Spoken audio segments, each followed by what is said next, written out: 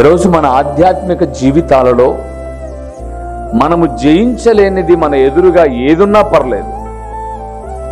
అది ఆర్థిక పరిస్థితమైనదైనా, ఆరోగ్యపరమైన, శారీరకంగా మనలను నలగగొట్టేది, బలహీనపరిచేది ఏదైనా కావచ్చు.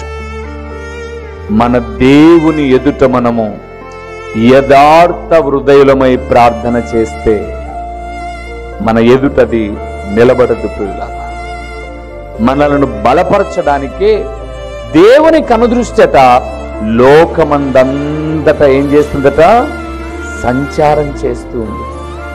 అలాగే ఒక్క ఆశా జీవితంలోనే కాదు ప్రియులారా, యూదారాజు అయినటువంటి ఆశా జీవితంలోనే కాదు, అటు ముందుకు వెళ్తూ ఉన్నప్పుడు మరొక రాజు అయిన యెహోషాపాతు వస్తాడు.